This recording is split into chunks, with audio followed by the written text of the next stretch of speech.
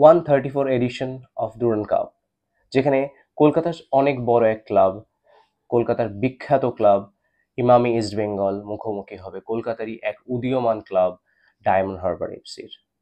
Diamond Harbour FC একটি ছোট নাম, ছোট হিস্ট্রি তার, বাট তার মধ্যেই নিজের নাম সে খুব ভালোভাবে প্রতিষ্ঠিত করেছে, এবং এত ভালোভাবে প্রতিষ্ঠিত করেছে যে কোয়ার্টার ফাইনালে জামশেদপুরের মতো পোর খাওয়া টিমকেও 2-0 গোলে তাদের হোম মাঠে হারিয়ে এসছে ইস্ট বেঙ্গলের মুখোমুখি হওয়ার জন্য।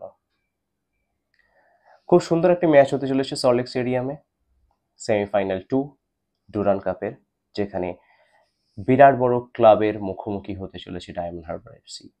অল্প সময়ের মধ্যেই এই ক্লাবটি খুব ভালো জনপ্রিয়তা এবং খুব ভালো ফুটবল খেলে অনেক নাম কামিয়েছে। উল্টো দিকে ইস্ট বেঙ্গল এফসি বা ইমামি ইস্ট বেঙ্গল অস্কার ব্রুজোর দায়িত্বে অসাধারণ ফুটবল খেলছে, একটি সাজানো গোছানো টিমের মতো ফুটবল খেলছে ইস্ট বেঙ্গল, গতবারের তুলনায় অনেক ভালো ফুটবল খেলছে। লাল হলুদ সমর্থকদের মুখে এক বিরাট চওড়া হাসি এখন, কারণ তাদের প্রিয় লাল হলুদ ক্লাব দারুণ ফুটবলের মধ্যে দিয়ে যাচ্ছে। প্রত্যেকটি ফুটবলার দারুণ ছন্দে রয়েছে, কোচের পরামর্শে তারা দারুণ খেলছে। তো সব লাল হলুদ সমর্থকদের নজর থাকবে যুবভারতী ক্রীড়াঙ্গনে সেমিফাইনালের দিন, কি করে তাদের এই মরশুমের প্রথম ট্রফি ঘরে উঠবে। এই ট্রফিটি খুব গুরুত্বপূর্ণ ইস্ট বেঙ্গল সমর্থকদের কাছে, কারণ ডুরান্ড কাপ দিয়ে সিজন শুরু হয়, সিজনের প্রথম ট্রফি যদি ঘরে ওঠে বা ক্লাবে ওঠে, তাদের আত্মবিশ্বাস তুঙ্গে উঠে যাবে।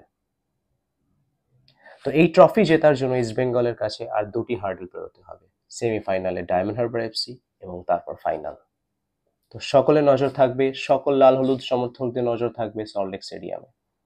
আমি অনির্বাণ সেই ম্যাচ কভার করতে পৌঁছে যাব সল্টলেক স্টেডিয়ামে সেমিফাইনালের দিন, আর সেই ম্যাচের পুরো coverage, fan moments, fan interaction সব এই চ্যানেলে আমি আপলোড করব।